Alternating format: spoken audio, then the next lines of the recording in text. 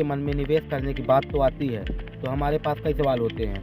मसलन कब निवेश शुरू करें, कहाँ निवेश करें, कितना निवेश करें, हम जो पैसा निवेश कर रहे हैं वो कहीं डूब नहीं तो नहीं जाएगा। अक्सर इन सब बातों के जवाब ढूंढते ढूंढते निवेश शुरू कर देते हैं। कई लोग ऐसी स्थिति में कहते हैं कि बिना किसी झंझट के सिस्टमैटिक इन्वेस्टमेंट प्लान में निवेश कर लीजिए।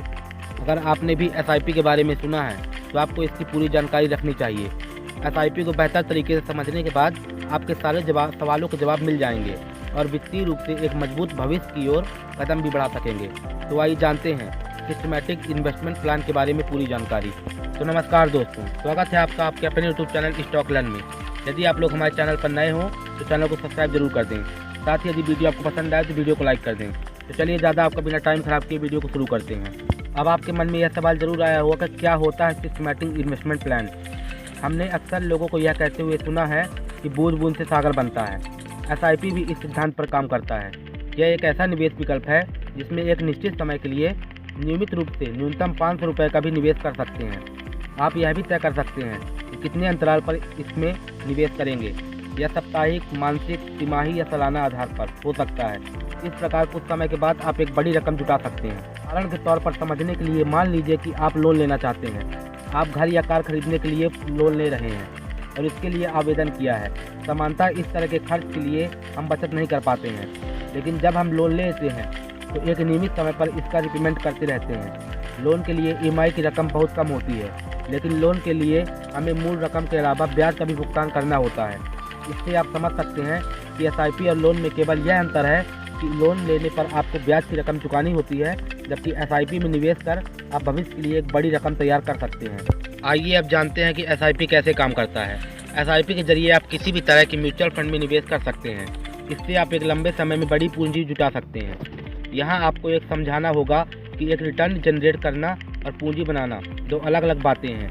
फिक्स्ड डिपॉजिट में निवेश करने से आप केवल रिटर्न जनरेट कर पाएंगे, लेकिन अगर आपको पूंजी बनानी है तो इसके लिए SIP म्यूचुअल फंड्स में निवेश करना होगा। SIP की रकम हर महीने आपके बैंक अकाउंट में ऑटोमेटिक रूप से कट जाती है। मान लीजिए कि आपने SIP में निवेश किया है और हर महीने आपके बैंक अकाउंट से 5 तारीख को निवेश की रकम कट जाती है। यह रकम ऑटोमेटिक रूप से उस म्यूचुअल फंड में निवेश हो जाएगी जिसे आपने निवेश के लिए चुना है। जब आप किसी म्यूचुअल फंड में निवेश करते हैं तो आपको कुछ यूनिट्स अलॉट किए जाते हैं।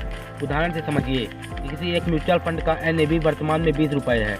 अगर आपने इस म्यूचुअल फंड में 1000 रुपये निवेश किया तो आपको 50 यूनिट अलॉट कर दिए जाएंगे। जैसे जैसे म्यूचुअल फंड की NAV बढ़ती रहेगी वैसे वैसे आपका निवेश भी बढ़ता रहेगा। ऐसे में अगर इस म्यूचुअल फंड की NAV 30 रुपये हो जाती है तो आपको 50 यूनिट की कीमत बढ़कर 1500 रुपये हो जाएगी। ठीक इसी तरीके से एक लंबे समय में आप SIP के जरिए बड़ी पूंजी तैयार कर सकते हैं। कई बार निवेशक के तौर पर आपके मन में सवाल होगा कि आपको SIP में निवेश क्यों करना चाहिए। तो आइए इस सवाल के बारे में जानते हैं। फायदा नंबर 1, आप सब भी निवेश करते हैं तो आपका खर्च औसत में होता है। आप जानते हैं कि बाजार में उतार चढ़ाव का दौर लगातार देखने को मिलता है। ऐसे में अगर आप SIP में निवेश करते रहते हैं और मार्केट में गिरावट का दौर है तब आपको ज़्यादा यूनिट अलॉट होंगे। जैसे मार्केट में तेज़ी आएगी आपको अलॉट होने वाली यूनिट की संख्या कम हो जाएगी। इस प्रकार आपका औसत खर्च में बना रहेगा। अब जब बाजार में तेज़ी आएगी तो आपको अपने औसत खर्च पर अच्छा रिटर्न प्राप्त करने का मौका होगा। इसलिए जानकर कहते हैं कि SIP में निवेश करने वालों को बाजार के उतार चढ़ाव के बारे में ज़्यादा नहीं सोचना चाहिए। नंबर 2, दुनिया के दिग्गज निवेशक वॉरेन बफे ने 14 साल की उम्र में निवेश करना शुरू किया था। जब वह 50 साल के हुए तो उनका पैसा तेज़ी से कंपाउंड होने लगा। कई बार लोग कंपाउंडिंग की दुनिया को 8वां अजूबा भी कहते हैं।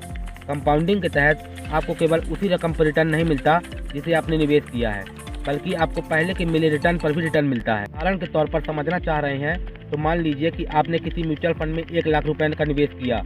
आपको इस रकम पर 1 साल में 15% रिटर्न मिलता है। इस प्रकार आपके पास 1 साल में 1,15,000 रुपये आ गए।